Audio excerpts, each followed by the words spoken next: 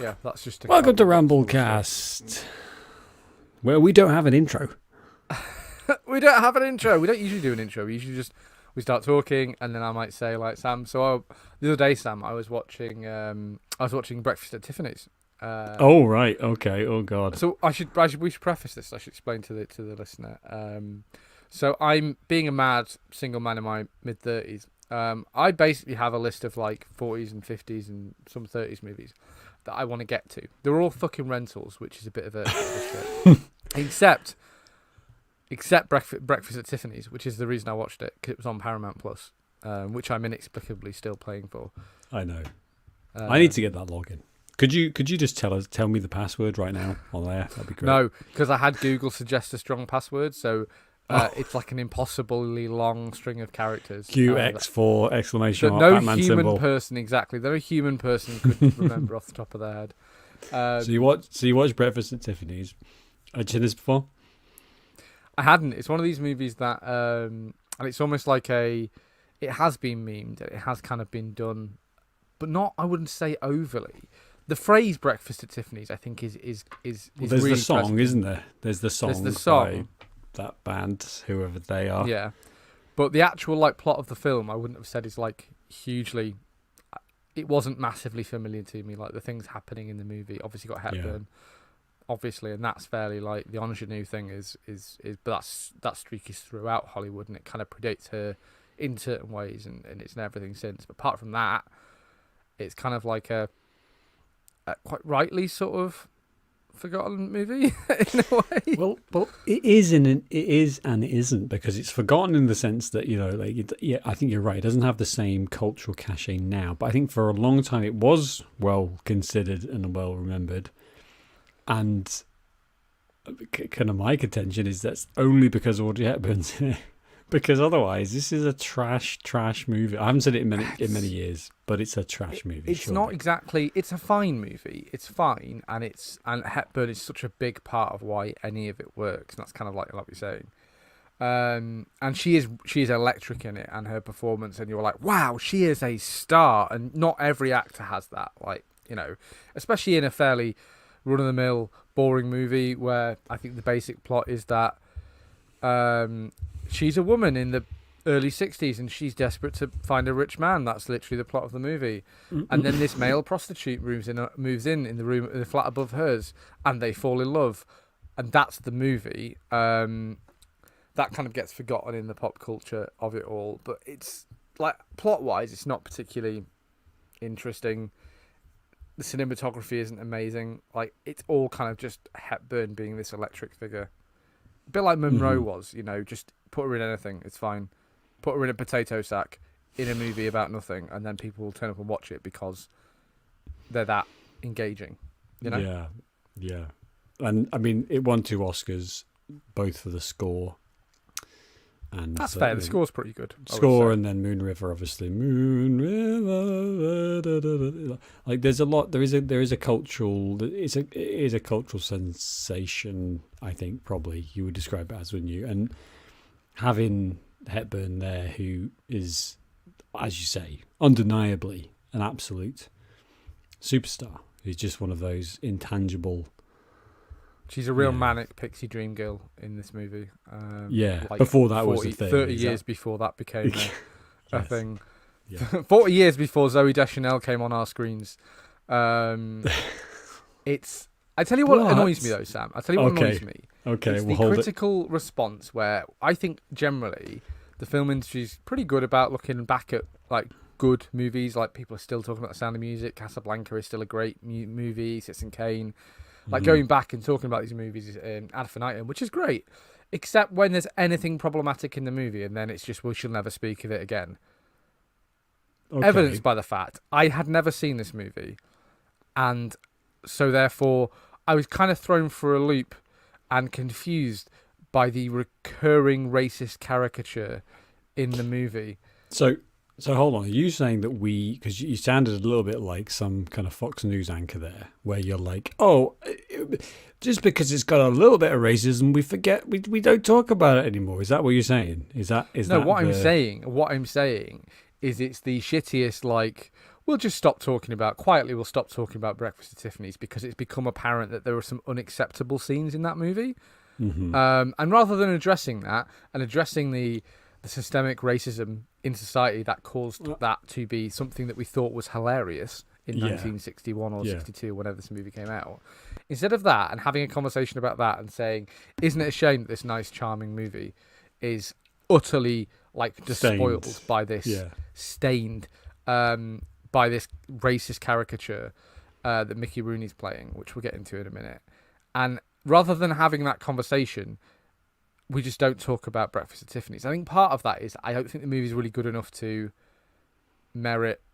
Do you know what I mean? If it was Citizen Kane, if these scenes were in Citizen Kane, number one, it would have ruined that movie as well.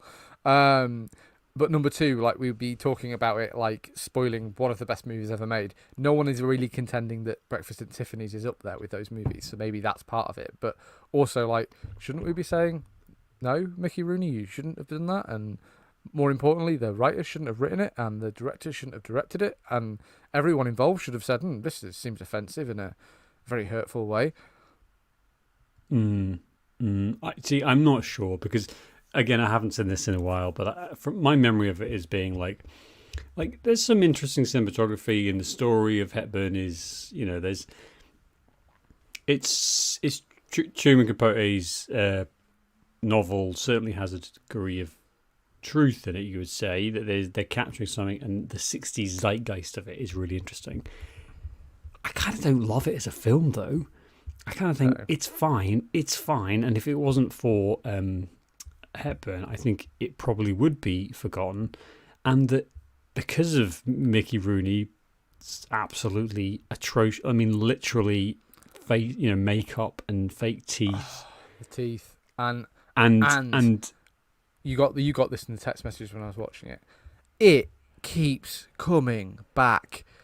It's the people who made this movie thought this was the funniest shit you could possibly imagine. It's like, right, let's cut away from Audrey Hepburn, one of the greatest actors who ever lived. Let's cut away from her doing her acting, which is what everyone's paying to see, and let's cut back to this. I don't know how much Mickey Rooney got paid for this, but like, it must have been a lot because there's a lot of him in this movie. Yeah, well, he's famously though, like, pretty. He said, it breaks my heart. Blake Edwards wanted me to do this as he was a comedy director. They hired me to go overboard. Never in all the more than 40 years after we made it, not one complaint. And I think, don't think you know a lot of Asian dudes, Mickey Rooney. Well, he says Asians and Chinese come up to me, is what he said. So, Asians and Chinese. Well, that seems like a guy who's got his finger on the pulse of racial identities. And I think, to be fair to him, he said if he knew how much hurt it would cause, he wouldn't have done it. And I think, like,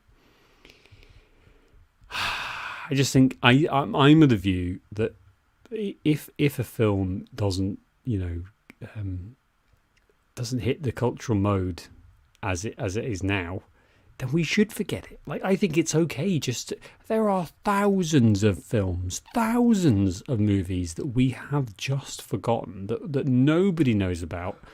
That you can't even buy really online. Made in the aughts. Any movie made in the aughts for teenagers, absolutely despicable. We can't say these things anymore. We've realised that, and that was only 15 years ago. Yeah, and instead of holding on to them, because the nostalgia factory demands so, like, we should just be happy just to let them go. Like, in certain, like, you think, well, even beloved films like American Pie, it's like, you know what, really, like, does it warrant keeping it in the cultural sphere? Does it warrant the potential damage that it does because of the horrible shit in that movie? I mean, it's not maybe the best example, but I just think there's lots of things. Well, that's a different example of, like, so lots of movies made in the 30s, the 40s, the 50s, the 60s, the 70s, and to be honest, like 10 years ago, involve racism or homophobia, or, I mean, the Friends is just homophobia wall to wall, transphobia. Oh, God. And that's, like, exists, but there's a difference in the outlook of the joke. If the joke was that the characters are racist, then that's something, because at least then that's kind of like reflecting society at the time. Yes. And you can say, well, the character is flawed in that way, and you understand that their behaviour is wrong. But that isn't the joke in Breakfast at Tiffany's. The joke is just that Asian people sound funny and look funny, and that's not okay. It's punching down so much to a minority in America that suffered like great hardships. Literally locked up. Like 30 years before this. Yeah. Like, for the only reason being is that they were from Japan. Do you know what I mean? Like, that is and you just think, wow. And then for Mickey Rooney, bless his heart, who had no idea what he was doing. He was just playing a role. I mean, it was funny. Everyone, like, for them to then be so incredulous about it and to say, well, if only I knew. It's like, you fucking knew. Of course you knew, because there's no excuse. And I think that is such a bullshit like response to any sort of obviously times change and people change, but fundamentally don't you? You know, and even the woke times that we live in now, surely you knew. When the production company's ordering 40 pairs of fake buck teeth from Japanesebuckteeth.com, you think PO box at that time, Sam. Yeah, well, I guess from a catalogue. Come on, guys, you know what you're doing, so don't give me that shit. And that's fine if they just said, "Listen, you know what? That was wrong. That was incorrect. It wasn't. It's not okay, and we realise that now." Well, that would be something. But like you said, it's that denial of like, well, and to be wrong. I'm a white man. I can't possibly have done anything wrong. Yeah, I guess. To be fair, I think director Blake Edwards said, looking back, I wish I'd never done it. And he wanted to, he'd recast it as someone with, from Japan, or at least Japanese ethnicity. And I think that's fair enough. But it is what it is. But it's interesting to. What else have you got on your list then? Let's go through it. And bearing in mind, I haven't seen any of these movies, so I don't know anything about several of them. So just the general list is Guess Who's Coming to Dinner. Oh, fantastic movie with Gregory Peck. We explore racism and all of the. Oh my God! Actually, they were aware of racism in the past. Incredible. They didn't just discover racism like they discovered dinosaurs. Oh my God! Exactly. Racism exists. Just 2 years before this movie, we get a white woman bringing Sidney Poitier home for dinner, and Katharine Hepburn gets to kind of. So again, we kind of knew. That's a great film. That's such a fantastic movie. Yeah, gentlemen prefer blondes. Basically, with the new, which I haven't actually bothered watching because apparently it's trash. Monroe sort of. I think film, inspired film. It's not particular. It's not meant to be particularly. It's not a biopic as such. It's just a movie inspired by her life. And I'm like, well, I'm not really interested in watching that. However, I think Marilyn Monroe, in what I've seen her in, is really, really good, and I'm interested to see more of her standout movies. Yep, 100%. That and that, along with previous episode. Some Like It Hot. Thank you very much. My brain maybe the funniest there. movie ever made. 100%, it's the best comedy ever made. And I think Gentlemen Prefer Bronze is like, it's got Diamonds Are a Girl's Best Friend, isn't it? And all that, like, yeah, Monroe doing her Monroe thing. Yeah, so I'll explore that. I think basically I've gone through and tried to hit some of the biggest movies, some of the biggest stars made. So it's a proper white guy movie list. Well, it's not, because you've not got any Marvel movies in there, and you don't have the short. Have you heard of the Shawshank Redemption, Dave? God, I cringe at the thought of us 10 years ago. My God. Well, you know what? I do love that movie. Actually, it is a really good film. But like, yeah, that's like Saving Private Ryan. Oh, here's a fun game we should play. What's the most white guy movie like draft that we could create? Like, we all have to go away and come back with the most white guy movies. I think this has got legs, and I think Ross pretty much is the prime example, because all of Ross's movies are proper white guy movies. He would just turn up with his 5 favourite movies. What movies do you, Ross, think are high art? Oh, that's the game. That's the game. Ross gets a different thing. So we tell Ross, you just got to pick your the 5, the highest art, the 5 best movies you've ever The seen. most sophisticated, the most detailed, thought-provoking movies.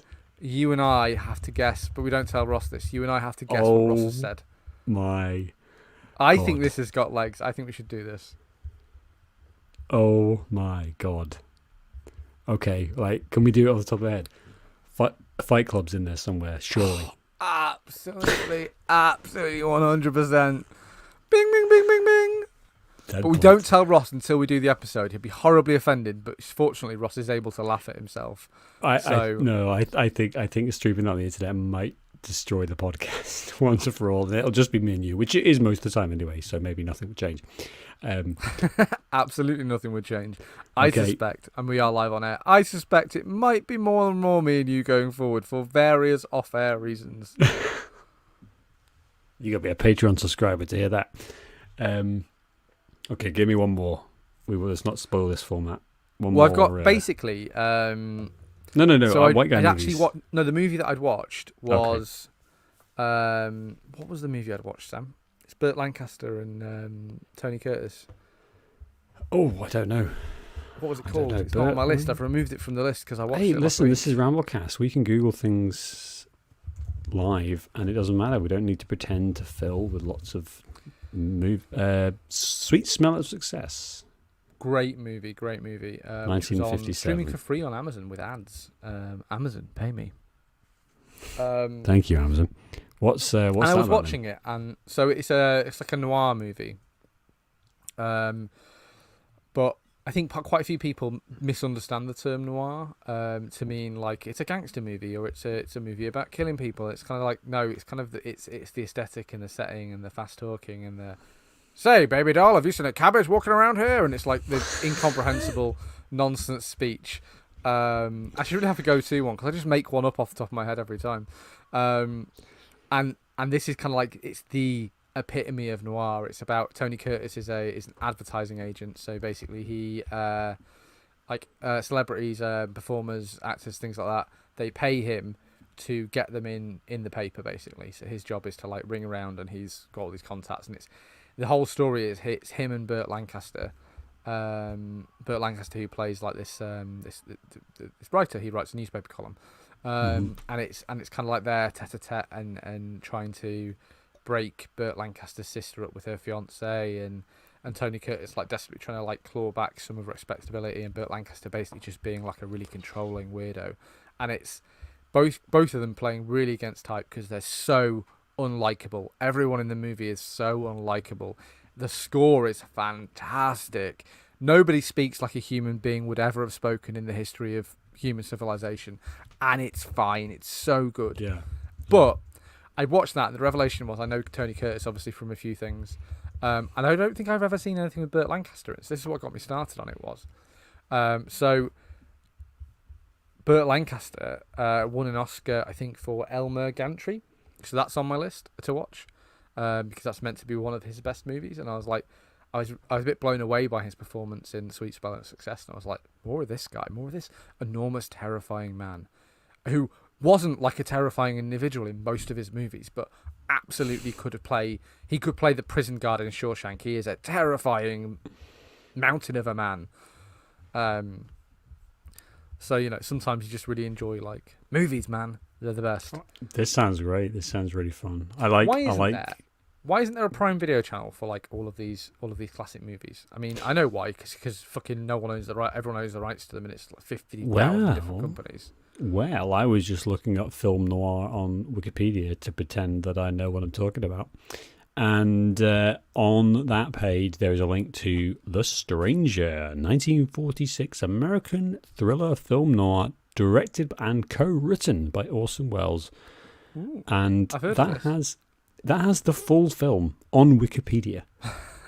1 hour 34 minutes 59 seconds. You just press play on Wikipedia and watch it. That's the great thing about 30s and 40s movies is quite a few of them are now in the public domain. Yeah, we're not quite there with maybe 50s and certainly not 60s, but like there's a lot too recent and It's a bit easier to renew the rights. 96 years, whatever it is in American copyright law. Then obviously we're although that would that make sense? No, but then it's extended, isn't it? It's because of like newer. Yeah, and sometimes it lapses for other reasons as well if no one owns it, basically. So I think there's a lot of there are good examples, especially of 40s films. I mean, if we had £1 million and we could just burn it into the ground with our podcast that generates no income whatsoever, but we can just quit our jobs, sit at home and watch movies all day, every day. It wouldn't be unreasonable for in like 3 to 5 years for us to be some of the best educated people about 40s and 50s films. Like, it wouldn't be that difficult. Can you imagine 2 episodes a day? One of the we amazing. Could do this, Dave. We could watch a movie we could get up at 9:30, watch a movie from 10 till 12, record an episode until 1 till 3 o'clock. 3 o'clock. Yeah, afternoon nap. And then later on we could watch another movie and record a final drunker episode in the evening. Bold of you to assume I'm not drinking with breakfast if I'm a retired millionaire. We could, and that we'd have 2 episodes every day. A day. Unfortunately, we didn't star on a hit TV show, so our podcast is going nowhere. Yes. Hey, we've got listeners. That's the sound of the listeners right there. Woo, woo. Right there. Thank you, live studio audience. This sounds fun. This sounds like a fun list. I'm also looking forward / dreading the 1928-29 Oscar that we are going to watch as we committed to in our All the Best Pictures. I really thought the silent movie would kill us, but the idea of watching this musical is killing me a little bit. Yeah, what was it? Let's have a look. I'm trying to find it. Broadway something Broadway. First, Wikipedia's good. It's got the thing. So the Broadway Melody is a 1929 American pre-code musical and the first sound film to win Academy Award for Best Picture.